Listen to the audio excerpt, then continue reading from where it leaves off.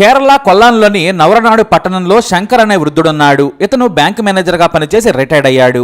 వయసు 66 ఏళ్లు.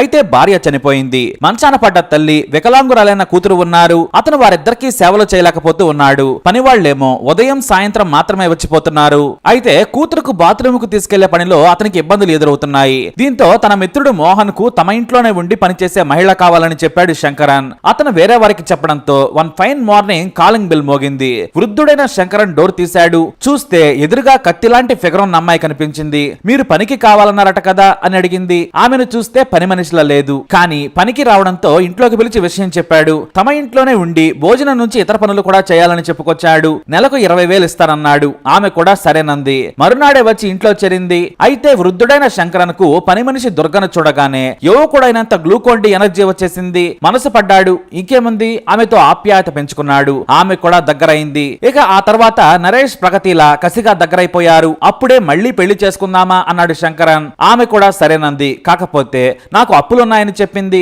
మొదటి విడతగా 40, ఆ తర్వాత 50, ఆ తర్వాత 1,00,000 ఇలా మెల్లిగా లాగేస్తూ ఉంది. డబ్బు పోతే పోయింది, కత్తిలాంటి ఫిగర్ పెళ్లాంగా దొరికిందనుకున్నాడో ఏమో కానీ కాటికి వెళ్లే ముందు కసక్కు పక్కనుంటే బాగుంటుందనుకుని దుర్గా నీ ఆధార్ కార్డు తెస్తే మనం రిజిస్టర్ మ్యారేజ్ చేసుకుందామని చెప్పాడు. కానీ ఆమె అతిగా ఆశపడలేదు. పైగా ముసలోడికి పెళ్లాంగా ఉండాలనుకోలేదు. శ్రద్ధగా ఇంట్లో నగలన్నీ సర్దుకుంది. నేను మా ఇంటికెళ్లి ఆధార్ కార్డు తెస్తానని వెళ్ళింది. అంతే, ఇక రాలేదు. అయితే శంకరన్ మాత్రం నా బ్యూటీ ఎప్పుడొస్తుందా అని బీపీ టాబ్లెట్ వేసుకుంటూ గేట్ దగ్గర కూర్చున్నాడు. ఫోన్ చేస్తే స్విచ్ ఆఫ్ అని వస్తోంది. ఆ మరునాడు కూడా ఎదురు చూశాడు, రాలేదు. ఇంట్లో పనులు చేసుకోలేక చచ్చిపోతున్నాడు. ఆ మరునాడు సాయంత్రానికి గాని అతనికి సీన్ అర్థమైంది. మొత్తం నాకేసి పారిపోయిందని, నగలతో సహా ఊట్ చేసిందని. దీంతో వెళ్లి పోలీసులకు ఫిర్యాదు చేశాడు శంకరన్. ఆ ఫిర్యాదు చూడగానే స్టేషన్ సీఐ తలపట్టుకున్నాడు. ఎందుకంటే అంతకు ముందే పనిచేసిన ఎస్ఐకి ₹1,00,000 టోపీ పెట్టిందట. పేరు దుర్గ కాదు, అసలు నామం అశ్వతి అన్నాడట సీఐ. శంకరన్ కు మతి పోయింది. నేనంటే ముసలముండా వాడిని, భార్య లేదు కాబట్టి వీక్ అయ్యాను. ఆ పోలీస్కి ఏమైందయ్యా అన్నాడట.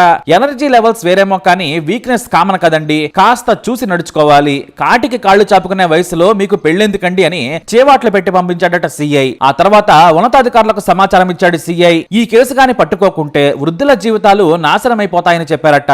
అయితే అశ్వతి కొల్లా నుంచి ప్లేట్ మార్చింది. లగ్జరీగా ఉంటుందని కొచ్చికి వెళ్లిపోయింది. అక్కడ ఫేస్బుక్ లో రిటైర్డ్ అయిన ఆర్టీఓను కలిసింది అశ్వతి. తనకు పని చేసి పెట్టాలని కలిసి స్పర్శాది టచ్ ఇచ్చింది. ఇంకేముంది, నాతో కలిస్తే నీకు పని చేసి పెడతానని చెప్పి లొంగిపోయాడు. ఆమె కావాలని అతని గురించి తెలుసుకుని మరి ఆర్టీఓను బుట్టలో వేసుకుంది. పాపం ఆ విషయం అతనికే తెలియదు. అలా దాదాపుగా 3 రోజుల పాటు తన గెస్ట్ హౌస్ కి తీసుకెళ్లాడు. కాకపోతే 4వ రోజు నాకు డబ్బులు కావాలని కొన్ని తీసుకుంది. అలా వారం పాటు 2 లక్షలు లాగేసి వెళ్లిపోయింది. అలా 1 కాదు 2 కాదు 5 ఏళ్ల పాటు 300 మందిని మోసం చేసింది అశ్వతి. ఇంకొంతమంది పరిస్థితి దారుణం. బైక్ మీద లిఫ్ట్ అడిగిన ఓ యువకుడితో సన్నిహితంగా మాట్లాడటంతో అతను రెచ్చిపోయి ఏకంగా లాడ్జ్ కి తీసుకెళ్లాడు. అక్కడ సాయంత్రం వరకు వేర విహారం చేశారు. ఆ తర్వాత ఫోన్ నంబర్లు మార్చుకున్నాడు. లాడ్జ్ లోనే స్నానం చేసి ఎవరి దారిన వారు వెళ్లిపోయారు. కట్ చేస్తే రాత్రి 11 గంటలకు అశ్వతి నుంచి కాల్ వచ్చింది. నాకు అర్జెంట్ గా 2 లక్షలు కావాలని అడిగింది. నా దగ్గర అంత డబ్బు లేదు, నిద్రొస్తోంది, ఫోన్ పెట్టి పక్కన మా ఆవిడందని చెప్పాడట. నాకు డబ్బులు గాని ఇవ్వకపోతే నువ్వు లాడ్జ్ లో రెచ్చిపోయిన నగ్న వీడియోలు వాట్సాప్ లో పంపుతానని బ్లాక్ మెయిల్ చేసింది. దీంతో వెంటనే ₹1,00,000 సమర్పించుకుని ఆ వీడియోలు డిలీట్ చేయించుకున్నాడు ఆ యువకుడు. కానీ వారం తర్వాత మరో వీడియో ఉందని శాంపిల్ పంపించింది అశ్వతి. చివరిసారిగా మరో 1,00,000 ఇవ్వమని బ్లాక్ మెయిల్ చేసింది. దీంతో తన స్నేహితుడికి చెప్పుకొని ఏడ్చాడు ఆ యువకుడు.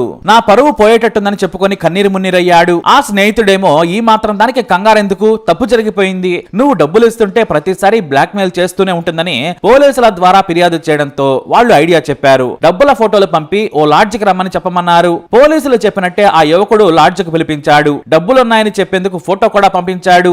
అయితే అప్పటికే మఫ్తీలో పోలీసులు కాపు కాసి అశ్వతిని పట్టుకున్నారు. తీసుకెళ్లి జైల్లో పడేశారు. ఆ తర్వాత బెయిల్ కోసం కూడా అప్లై చేసింది. కానీ బెయిల్ వచ్చిన ప్రతిసారి వేరే కేసులో అరెస్ట్ చేసి జైలుకు కోర్టుకు తిప్పుతూ ఉన్నారు పోలీసులు. దాదాపు 40 మంది బాధితులు ముందుకు వచ్చి కేసు పెట్టారు. ప్రస్తుతానికి కోర్టుల చుట్టూ వాయిదాల కోసం తిరుగుతోంది. ఫేస్బుక్ లో ఐడీలు మార్చి వృద్ధులను టార్గెట్ చేస్తూ కోట్లు సంపాదించింది అశ్వతి. అలా మాయలేడిని పోలీసులు ఆట కట్టించి అరెస్ట్ చేశారు. అయినా ముసలి తాతలకు ఇదేం పోయే కాలమునని పోలీసులే తలలు పట్టుకుంటున్నారు. ఎందుకంటే 90% మంది అశ్వితి బాధితులు వారే. వాళ్ళైతే తేడా వచ్చినా కొట్టలేరని, చంపలేరనే ఉద్దేశంతోనే తన సేఫ్టీ కోసం ఇలా చేసిందట. ఇక కొసమెరుపు ఏంటంటే అశ్వితి ఫోన్ లో ఏకంగా వందల కొద్ది చిన్న చిన్న వీడియోలు, ఫోటోలు ఉన్నాయట బట్టలు లేకుండా. వారంతా కూడా వృద్ధ శృంగార కళాకారులే. పోలీసులు ఇవన్నీ చూసి షాక్ అయిపోయారు. మాకిదేం కెమెరా బాబు అనుకున్నారట. ఏదేమైనా ఈ లేడీ భలే కిలాడి. మరి అశ్వితిపై మీ అభిప్రాయాన్ని కమెంట్ ద్వారా తెలియజేయండి. వీడియో అప్డేట్స్ కోసం మై ఛానల్ ఫాలో అవ్వండి. అలాగే తప్పకుండా సబ్స్క్రైబ్ చేసుకోండి.